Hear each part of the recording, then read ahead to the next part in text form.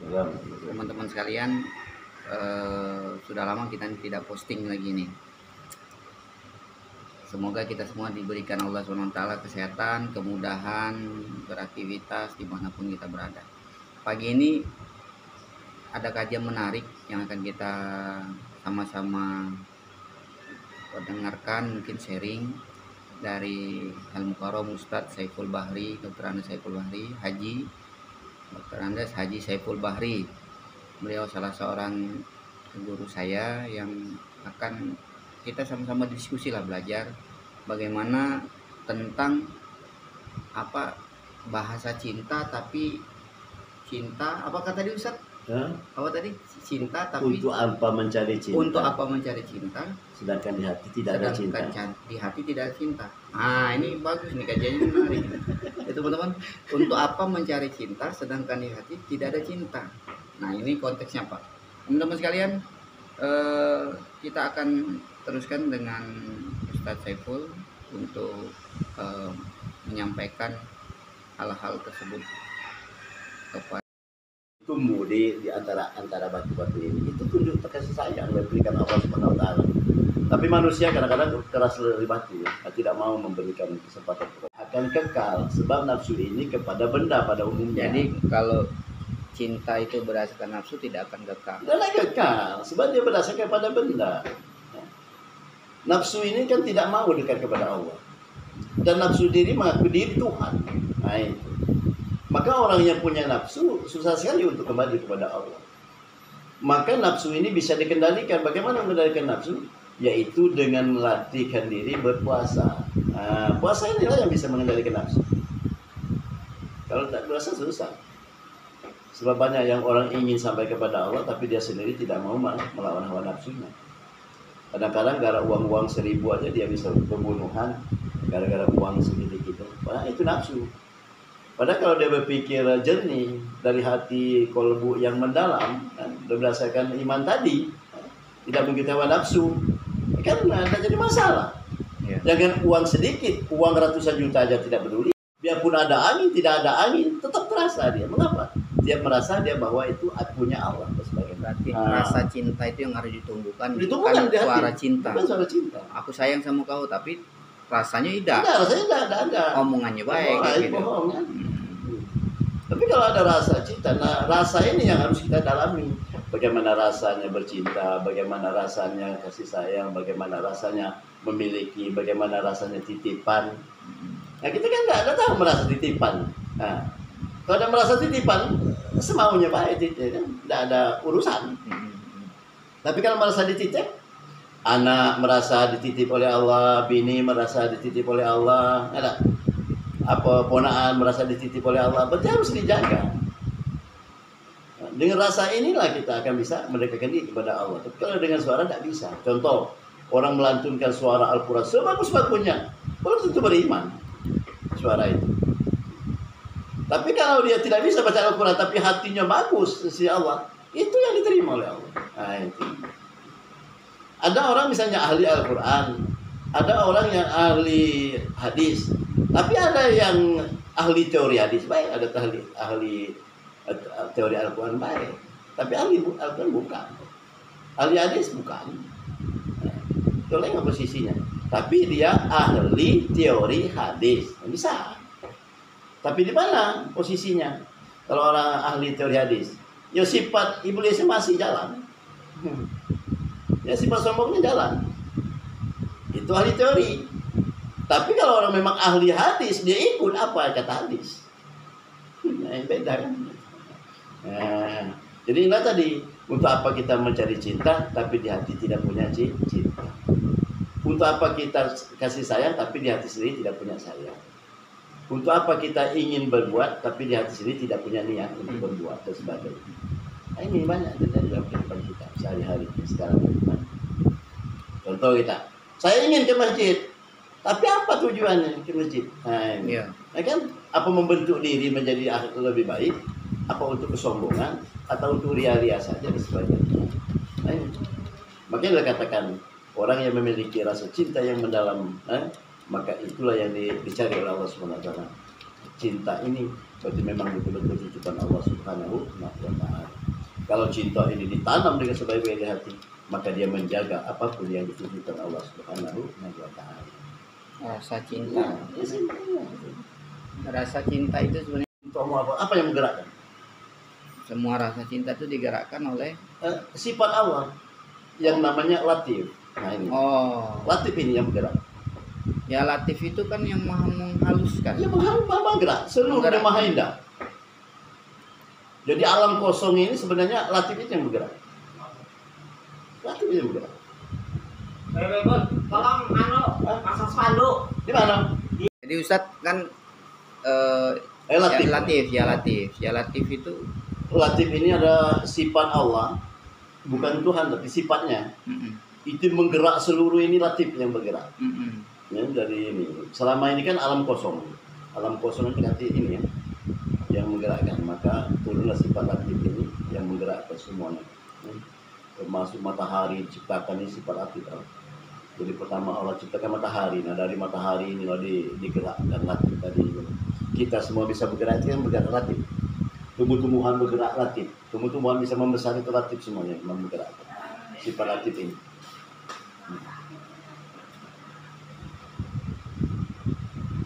Contoh kita berdiri di sini melihat gunung yang indah, itu Latif itu. Nah, itu. Kemudian kita melihat seorang wanita sedang berjalan indah, cantik, itu Latif. Menggerakkan. Jadi semua keindahan itu sifat Latif Allah ini yang menggerakkan. Ya, kita kadang-kadang nyebut Latif, apa arti Latif? Lemah lembut. Nah, di mana? Jadi alam langit ini kan lembut oleh Allah tadi kan ini digerakkan semua. Jadi pertama matahari itu cahaya matahari gerakkan jadi karena apa itu namanya itu dulu kan sebelumnya itu bumi ini oleh Allah dibakar semua, dibakar. Namanya antara air dengan udara, antara air udara tanah ini dijadikan api seluruhnya ini. Jadi tidak ada lagi satu pun pohonnya, tinggal habis semua, tinggal api. Nah kemudian dari api itu Allah ciptakanlah makhluk dari api dan makannya api. Nah yang menghabiskan api. Jadi Allah itu ciptakan makhluk yang bentuknya dari api dan makanannya api. Nah itu. Maka habis semua api dimakan. Maka timbullah bumi yang normal, maka tumbuhlah tumbuh-tumbuhan. Nah itu. Jadi bayangkan. Jadi balik ke tadi Ustaz. Iya.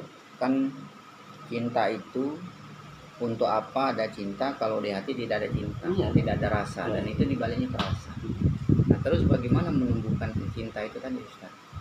Maksudnya biar jadi cinta itu memang ya bisa bisa betul-betul dipakemkan di hati gitu, di kehidupan sehari-hari. Nah maka yang pertama-tama adalah menanamkan rasa.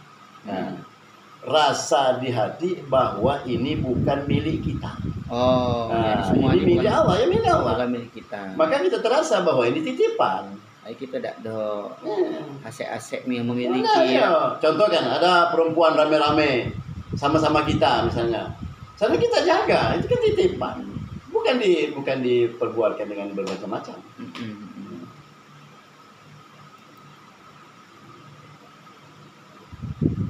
Saya dulu masih kecil-kecil masih ini ya, saya SMP ya ya.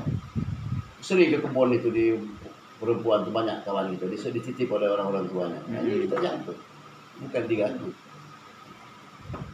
Dan alhamdulillah terbawa sampai sekarang terbawa, biarpun ada bagaimana dijaga, tetap dijaga.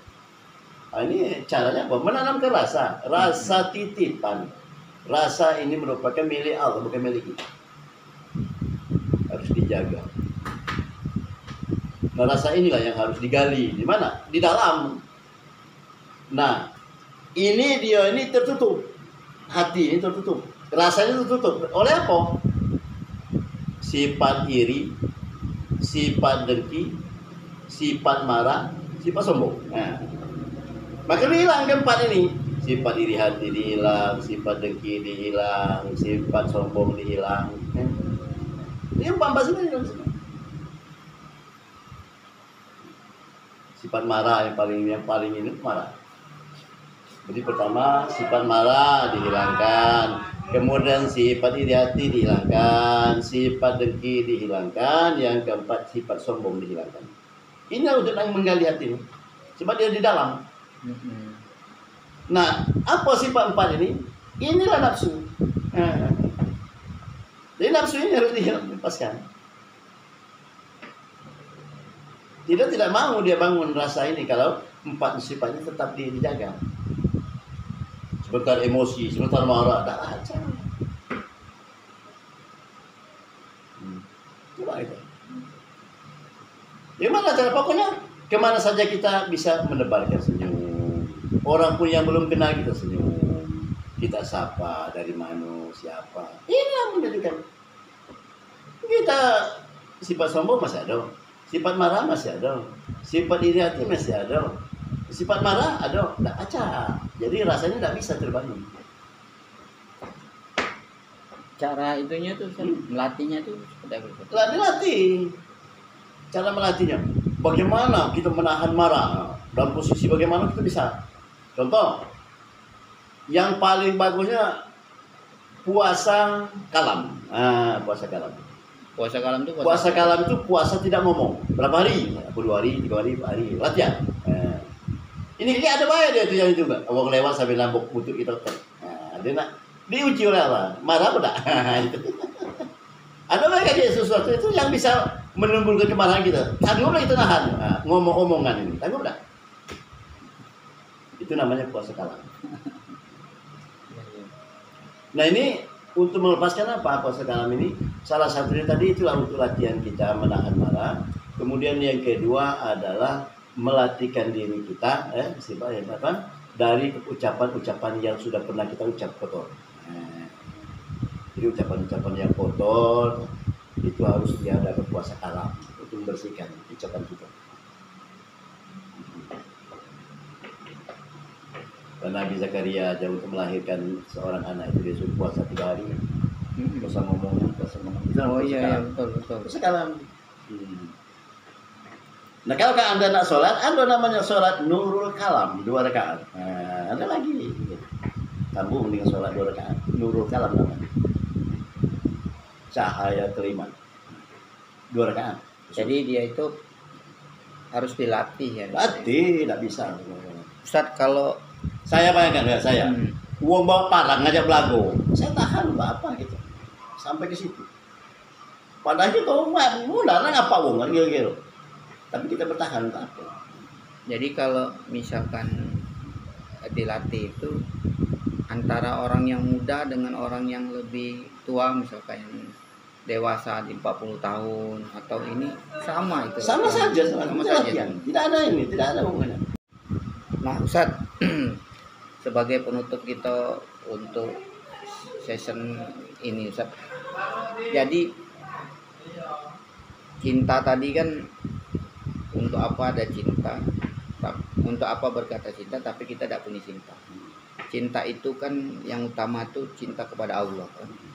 Artinya tadi kata Ustaz tadi yang kita punya ini pertama kali ya harus serahkan ke Allah karena bukan kita yang punya. Sebagai kesimpulan kita. Terus apalagi yang harus kita hindari? Sifat iri hati, dengki, sombong dan marah. Terus apa yang kita bisa lakukan? Salah satunya adalah strateginya itu selain kita menyerahkan seluruh itu punya Allah, juga yang antum sampaikan tadi kita puasa kalam. Puasa tidak berbicara. Sehari, 2 hari. Berbicara artian konteks yang buruk-buruk ya Ustaz ya. Tidak bicara yang bagi yang buruk-buruk. Bagi orang-orang yang sudah terbiasa ucapan-ucapan yang buruk, yang dimurkai oleh Allah ucapannya. Nah, sebagai penutup Ustaz, apa yang nak disampaikan Ustaz? Ya, sebagai penutup, ya kita berusaha bagaimana untuk menanamkan rasa cinta di hati ini. Ini kan rasa, masalah rasa ini kan di dalam. Kalau rasa ini sudah terbongkar, mudah-mudahan akan menjadi kesejukan hidup ini. Iya. Sebab rasa ini adalah membawa kepada kemuliaan. Betul. Orang-orang yang tidak punya rasa ini ada katakan orang-orang yang tidak punya hati. Jadi kita ini diperintahkan Allah SWT supaya kita ini merasa, kita ini punya hati. agar hati kita punya rasa, maka digali hati ini, rasa ini di dalam hati. Dan itu tidak bisa terbongkar kalau masih tertutup oleh sifat-sifat yang menutupinya. Sifat apa? Yang pertama sifat iri hati, yang kedua sifat dengki, yang ketiga sifat amarah, kemudian yang keempat adalah sifat sombong. Nah, sifat inilah yang menutup sehingga rasa ini tidak terbongkar sebab dia di dalam. Nah, cara membongkar ya mungkin kita bagaimana zikrullah, menggali ini, sebab rasa ini kan di dalam. Sebab rasa ini bisa dibantu oleh malaikat kalau zikir kita ini sudah mencapai 4.000 ke atas. Nah, itu bisa. Jadi malaikat bisa membantu zikir kita kalau kita sudah 4.000 ke atas. Kalau masih bawah 4.000 belum bisa malaikat membantu. Kalau masih kekuatan iblis masih terkendali, tidak terkendali, maka malaikat itu membantu kita, bisa zikir dibantu oleh malaikat itu kira-kira dari 4.000 ke atas. Nah, jadi misalnya kita kalau berjalan misalnya 15 menit, kalau kita mengucapkan latif ini kalau misalnya 1.000 itu 15 menit 1.000 itu pas 1.000 latif itu 1.000 itu 15 menit. Nah, ini. Jadi kalau kita berjalan misalnya 1 jam itu sudah 4.000. Nah, di sini mulai malaikat membantu zikir kita. Maka kita dalam perjalanan dijaga oleh malaikat. Mengapa? Sebab malaikat sudah ikut. Nah, itu. Tapi kalau sebelum itu belum bisa malaikat. Mengapa? Sebab iblis masih kuat. Nah, ini cara. Ini cara untuk membersihkan hati dari sifat-sifat tadi sehingga kita menimbulkan rasa di hati. Nah, rasa ini yang sangat mendalam, maka perlu kita tanam rasa. Mengapa? Sebab rasa inilah nanti akan dipertanyakan oleh Allah Subhanahu wa Ta'ala. Sebab hati ini adalah suci dari Allah, dan hati ini juga yang membawa kita kedekatan diri kepada Allah Subhanahu wa Ta'ala. Kalau orang tidak punya rasa, bagaimana ingin dekat sama Allah? Rasa titipan, rasa kita ini merupakan makhluk Allah, rasa bahwa kita ini adalah mengabdi kepada Allah. Nah, sehingga kita bisa berjalan bagaimana rasa ini kita tanam dalam hati, sehingga sekarang ini manusia ini tidak menggunakan itu, tapi dia menanamkan suara bukan rasa. Nah, ini coba kita lihat sekarang ini dikembangkan dengan suara, dengan lagu lantunan suara yang bagus, dengan istilahnya itu syair yang bagus, tapi rasa tidak punya. Bagaimana dia ingin dekat sama Allah? Iya. Bahkan makin semakin jauh kepada Allah. Karena tadi cuma difokuskan ke suara tadi. Suaranya indah, melambang. Ya, tapi rasanya tidak ditanamkan. Maka dia sendiri tidak bisa membawa cinta itu sebenarnya kepada Allah Subhanahu wa Ta'ala. Mengapa? Sebab rasanya tidak ada. Mungkin ada tapi sedikit di luar. Kalau ini Ustaz, masalah pergaulan Ustaz, apakah itu juga mempengaruhi Ustaz? Maksudnya teman-teman yang biasa kita ketemu. Kalau ketemu dengan orang-orang mungkin baik, kalau ketemu ngomongin tentang Allah gitu kan bisa juga teringat gitu. Ini juga begini ada tanda Allah itu sayang sama kita, maka Allah akan menampakkan kepada kita. Yang pertama adalah orang-orang yang dekat sama Allah itu sayang sama kita. Nah, sayang. Jadi dia tahu kan lain kan. Kemudian yang kedua, Allah kirimkan bahwa orang yang dikasih sayang Allah itu mudah untuk ibadah. Mudah untuk ibadah. Kemudian Allah itu menunjukkan kepada orang yang kasih sayang dia itu dimudahkan untuk takwa. Mungkin anaknya bagus, bininya bagus, tetangganya bagus, sehingga ini jalan mudah takwa. Nak ke masjid dekat hambatan. Ini banyak ini Ustaz, nggak apa-apa. Namanya juga kita lagi ini kan, lagi di dalam masyarakat kan. Jadi pertemanan tadi Ustaz. Jadi kata antum tadi kan akan didatangkan orang-orang kalau kita dekat itu sudah mulai akan dinampakkan sinyal-sinyal kembali orang-orang yang itu ya. Orang baik itu sayang sama kita. Kemudian yang kedua dimudahkan untuk ibadahnya. Kemudian yang ketiganya dimudahkan untuk dia bertakwa kepada Allah. Sehingga jalan itu mudah. Nah, kemudian yang keempatnya yang keempat itu semua yang diucapkannya itu akan membawa kepada keakhiran. Nah, perkataannya ya. jadi kan ucapannya adalah ini mengarahkan situ. Ya karena sudah tadi sudah Jadi urusan dunia tidak dipikirin lagi. Jadi itu apa? Cuman bukan berarti tidak berpikir tentang dunia, tidak. Tidak, tapi yang fokusnya di situ. Makanya. Nah, itu. Jadi 4 itu dikirim oleh Allah. Tanda Allah itu sayang sama dia. Ya, ya. Baik Ustadz, terima kasih Ustadz untuk pertemuan kita ini. Mudah-mudahan besok Ustadz ada waktu Amin. datang ruang ngaji lagi. Kita ngobrol-ngobrol. Mudah-mudahan ada manfaatnya. Terima kasih. Amin. Assalamualaikum warahmatullahi wabarakatuh. Waalaikumsalam.